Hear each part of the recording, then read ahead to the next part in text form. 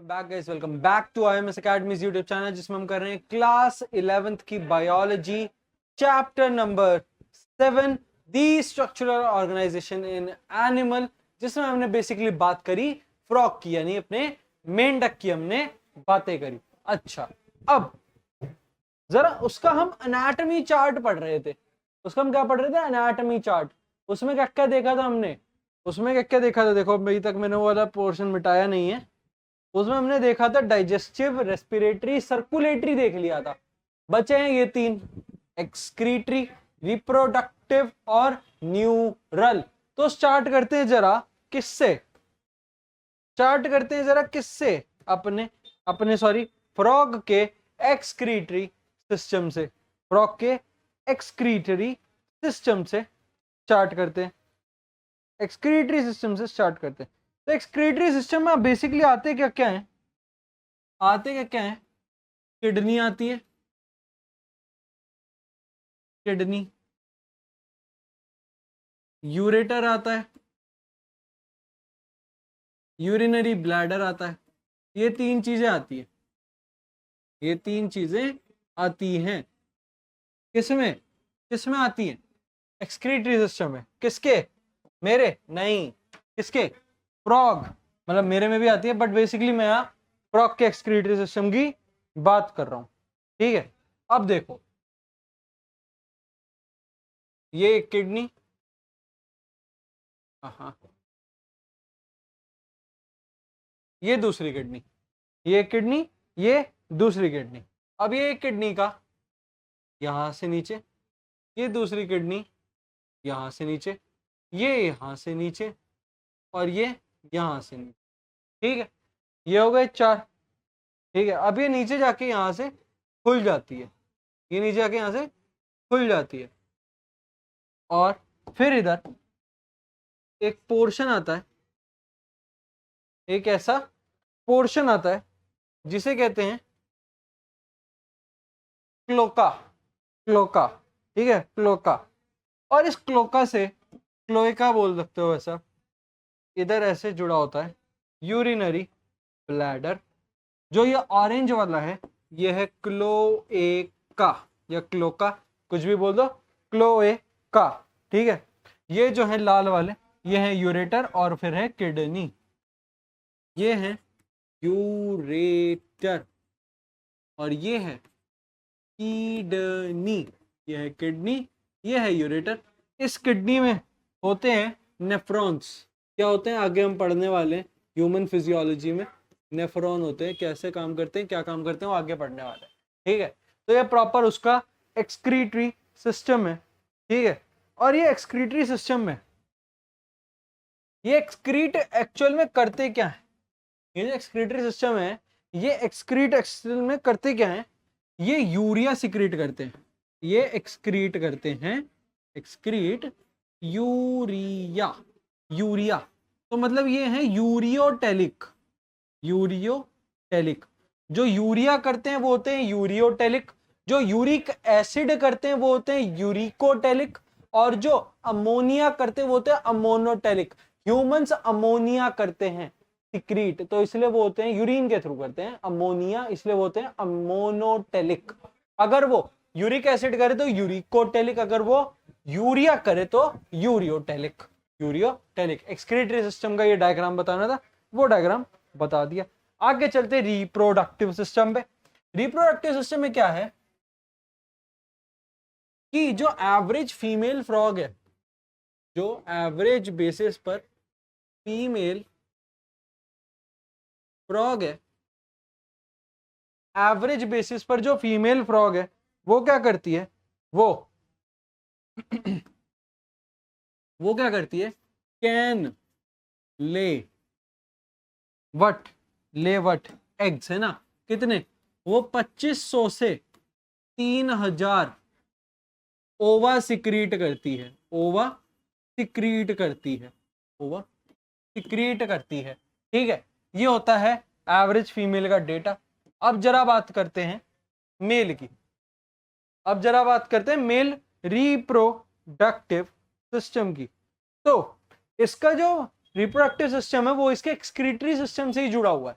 और इसके excretory system से जो है बस उसके ऊपर थोड़े से क्या टेस्टीज लगे हुए हैं। तो जरा वापस से अपनी समझ के अनुसार वापस से जरा छोटी किडनी बना देते हैं। उन्हीं छोटी किडनी से आगे लेके थोड़े से क्या दो बनेंगे, ये दो बन गए, और इन दो के नीचे से इधर से भी ये दो आ गए, ये दो आ गए, और जरा इसी के नीचे हम बना देते हैं क्लोएका, ये बन गया क्लोएका। क्लोएका के नीचे जरा बना देते हैं इधर यूरिनरी ब्लैडर। ये क्या था, ये क्या बना अपना, ये एक्सक्रीटरी सिस्टम बना उसका। और इसी एक्सक्रीटरी सिस्टम से ऊपर हमारे पास क्या होते हैं, टेस्टीज लगे होते हैं। तो जरा एक कलर पकड़ते हैं और जरा इधर बना देते हैं, नहीं इधर नहीं, इधर बना देते हैं टेस्टीज। दोनों लिवर्स, दोनों किडनीज के ऊपर टेस्टीज होते हैं, ठीक है। अब इनके बीच में जो पाइप लेके जाता है, जो पाइप लेके जाता है, ये देखो, ये देखो ऐसे, ठीक है, इसे बोलते हैं वासा एफरेंशिया, वासा एफरेंशिया। और ये कितने होते हैं, 10 पेयर्स होते हैं, ये होते हैं 10 पेयर्स। बाकी सारी नंबरिंग तो, बाकी सारी डिटेलिंग तो पता ही है ना। बस इसे क्या कहते हैं, इसे बोलते हैं टेस्टीज। ओवल शेप के होते हैं, मैंने थोड़े राउंड से बनाए, वैसे ओवल होते हैं। बाकी सब तो पता ही है, kidney, urinary ureter, urinary bladder, cloaca, ureter, urinary bladder, cloaca, kidney, ऊपर टेस्टिस, और वासा एफरेंशिया 10 पेयर्स का होता है, ठीक है। अब जाहिर सी बात है ये किडनी के सतह तक तो आ गए, लेकिन जो इनको यहां से आगे इधर तक लेके जाएगा वो भी तो इंपॉर्टेंट होगा, जो इन्हें आगे जाके यहाँ यूरेटर्स में उतारेगा। इसे बोलते हैं बिडर्स कैनाल, इसे बोलते हैं बिडर्स कैनाल। ये होता है बिडर्स कैनाल, ये एज इट इज आपको याद रख लेना है। बिडर्स कैनाल सिर्फ इधर नहीं, इसमें भी होगा, इसमें भी होगा, इधर से ऐसे, ये होगा बिडर्स कैनाल, ठीक है, ये होगा बिडर्स कैनाल। बट इसमें याद रखो, जो यूरेटर होते हैं, इधर से इससे लिखते हैं, in male frog, in male frog, mail frog की बेसिकली हम बात कर रहे हैं कि मेल फ्रॉग में क्या होता है, जो यूरेटर होते हैं, जो यूरेटर होते हैं, एक्ट एज यूरिनो यानी यूरिन, जेनाइटल मतलब मेल गैमीट, दोनों का ही ट्रैक का काम करते हैं, यूरिनो जेनाइटल ट्रैक का काम करते हैं। ये आपको याद रखना है मेल फ्रॉग के लिए, मेल फ्रॉग के लिए। अब आओ जरा टेस्टिस की इसकी बात करते हैं, टेस्टिस की बात करते हैं, ठीक है। सबसे पहले इसके टेस्टिस का कलर, कलर कलर कैसा होता है, येलो, कलर कैसा होता है, येलो। बात करते हैं जरा शेप की, शेप कैसी होती है, जरा शेप यूज करते हैं, अभी तक हमने शेप नहीं यूज करी।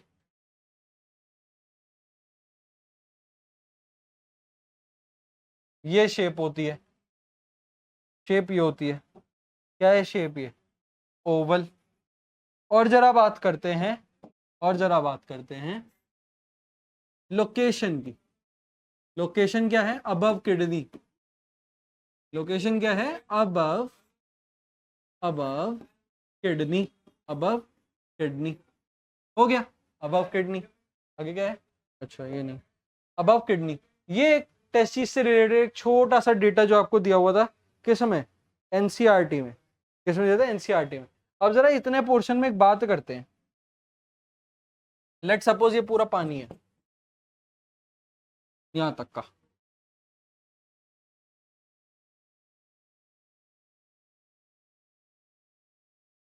ये देखो ये क्या है, ये क्या चल रहा है, ये नदियों में, नदियों में मेंढक रहता है ना, जाहिर सी बात है, नदियों में मेंढक रहता है, नदियों में मेंढक रहता है। वैसे तो एम्फीबियन है, पानी भी रह सकता है, लेकिन फर्टिलाइजेशन के लिए वो पानी का ही यूज करते हैं। तो लेट सपोज इधर है अपना मेल फ्रॉग, मेल फ्रॉग। और लेट सपोज इधर है अपना फीमेल फ्रॉग, फीमेल फ्रॉग, ठीक है। ये क्या करेंगे, ये यहां से सिक्रीट करेगा स्पर्म, और ये यहां से सिक्रीट करेगी ओवा। इसने यहां से क्या सिक्रीट करा, स्पर्म। इसने यहां से क्या सिक्रीट करा, ओवा। इनका जो फर्टिलाइजेशन है वो होगा बाहर, इनका जो फर्टिलाइजेशन है वो होगा बाहर, यही इसी जगह पानी में ही, पानी में ही इनका क्या होगा, फर्टिलाइजेशन, फर्टिलाइजेशन हुआ, ठीक है, पानी में हुआ, पानी में फर्टिलाइजेशन हुआ, बॉडी के बाहर हुआ। तो मतलब कि they have external fertilisation, external fertilisation. External fertilisation कहां पढ़ाया था, चैप्टर नंबर 4 एनिमल किंगडम, जब फर्टिलाइजेशन की बात करी थी। एक्सटर्नल फर्टिलाइजेशन मतलब जब मेल और फीमेल गैमीट का मिलन कहां होता है, इधर सुनो, कहां होता है, बॉडी के बाहर। किसकी बॉडी के बाहर, फीमेल की बॉडी के बाहर होता है। क्या होता है, फर्टिलाइजेशन। किसमें होता है, फ्रॉग में देखने को मिलता है हमें एक्सटर्नल फर्टिलाइजेशन, ठीक है। तो यहाँ स्पर्म और यहाँ ओवा का फर्टिलाइजेशन हुआ। फर्टिलाइजेशन के बाद जो प्रोडक्ट निकला, मतलब सॉरी बना, उसे बोला टैडपोल,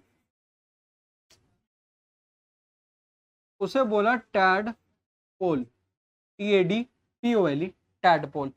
फिर इस टैडपोल का क्या हुआ, टैडपोल में एक प्रोसेस हुआ, उस प्रोसेस का नाम अभी बताते हैं। और उसके बाद ये क्या बन गया, उसके बाद ये क्या बन गया, उसके बाद ये बन गया एक प्रॉपर अडल्ट फ्रॉग, ठीक है। अब आओ जरा इस प्रोसेस की बात करते हैं।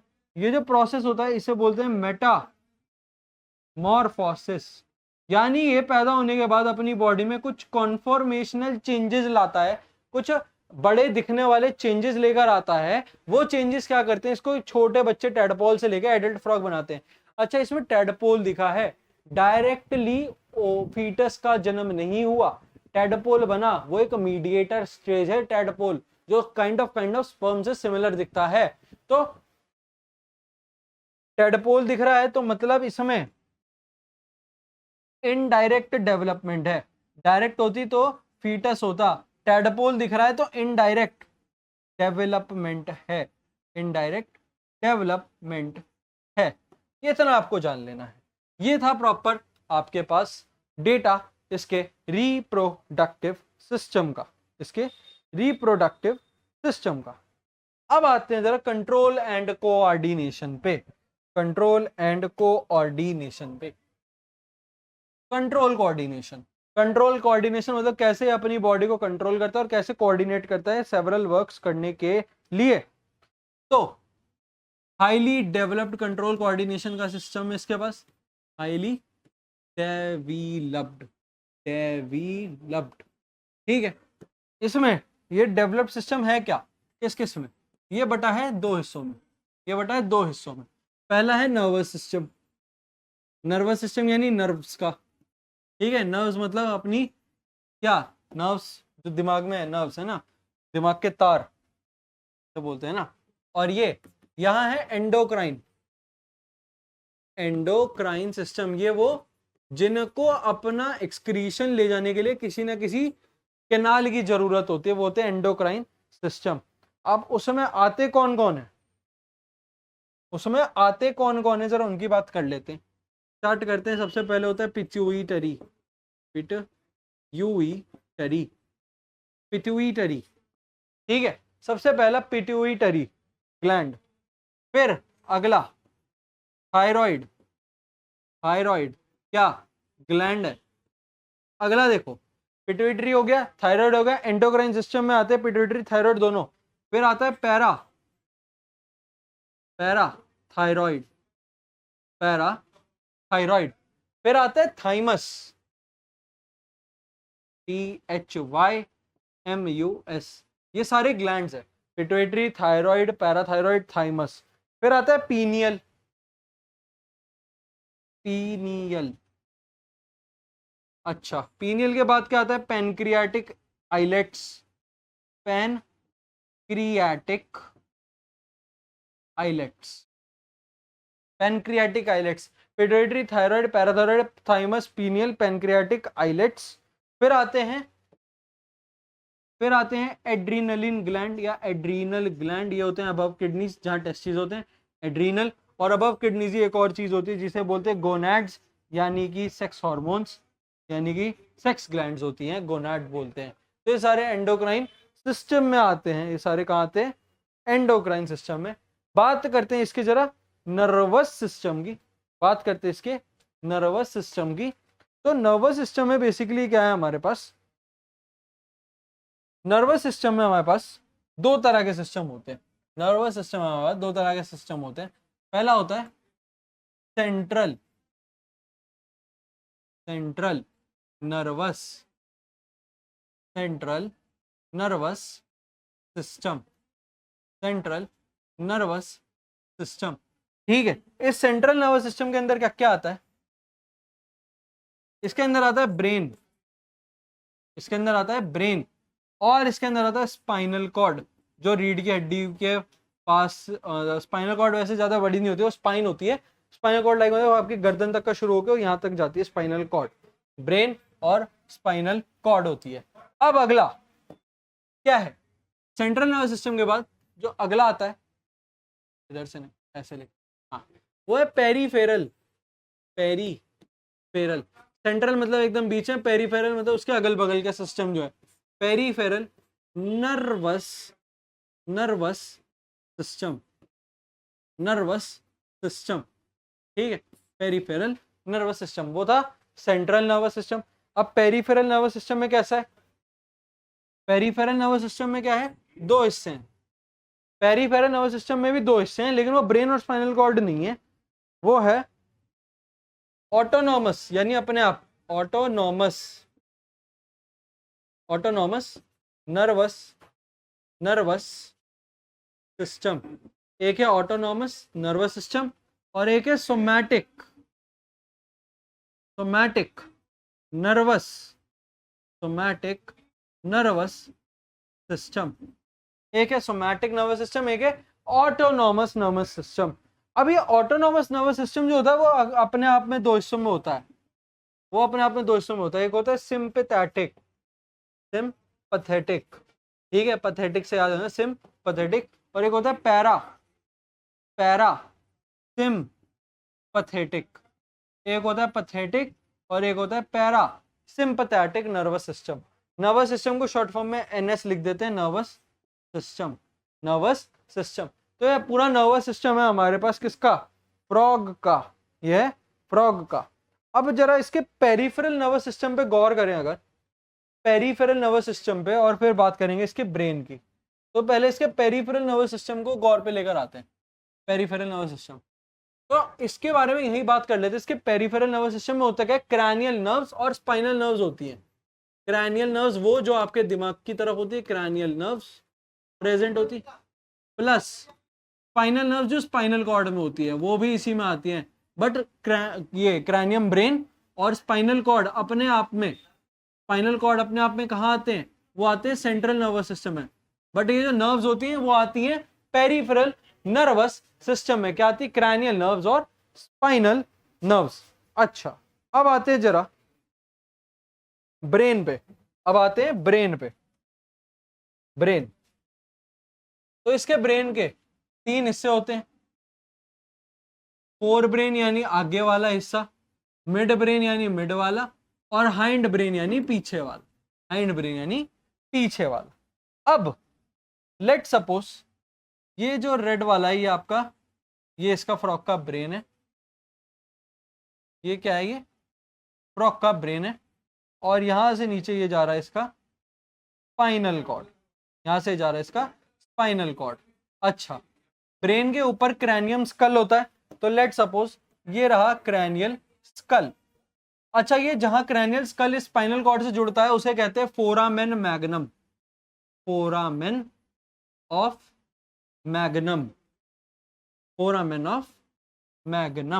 ठीक है, brain, spinal cord, cranial nerves और स्पाइनल नर्व्स इसी ब्रेन के अराउंड में, ठीक है।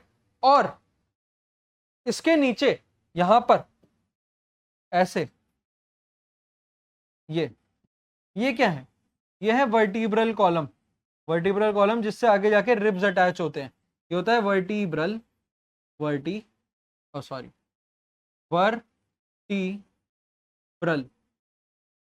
कॉलम। और यही आपको डायग्राम जो है याद रखना है, यह है क्रैनियम स्कल, ये है क्रैनियम स्कल जिसके अंदर इसका ब्रेन जो है सुरक्षित है। और यही इसी के साथ हमारा ये वाला स्ट्रक्चरल ऑर्गेनाइजेशन ऑफ एनिमल, जिसमें हमने फ्रॉग से रिलेटेड पूरी मॉर्फोलॉजी और एनाटॉमी की बात करी, इसके digestive, respiratory, circulatory, excretory, reproductive और नर्वस सिस्टम को भी जान लिया। और इसकी मॉर्फोलॉजी, ये बाहर से कैसा दिखता है, अंदर से इसके अंदर क्या काम कैसे कैसे होता है, ब्रेन कैसा दिखता है, इसका हार्ट कैसा होता है, इसका डाइजेस्टिव सिस्टम कैसा है, इसका एक्सक्रीटरी सिस्टम कैसा है, इसका रिप्रोडक्टिव सिस्टम कैसा है, सब देख लिया। इसका कलर क्या है, इसके पास इसके हाथ ऐसे वेब्ड क्यों हैं, इसके स्पॉट्स हैं, इसका डॉर्सल वेंट्रल साइड में क्या अंतर है, इसकी आई लैशेस क्या हैं, इसके आईलिड्स क्या हैं, इसके अंदर टिम्पेनम है या एक्सटर्नल ईयर, सबकी बातें हमने कर ली। और स्ट्रक्चरल ऑर्गेनाइजेशन हमने फ्रॉग को पूरी तरीके से स्टडी कर लिया। नेक्स्ट टाइम लेकर आएंगे cell the basic unit of life, chapter number 8 class 11 का। Thank you so much.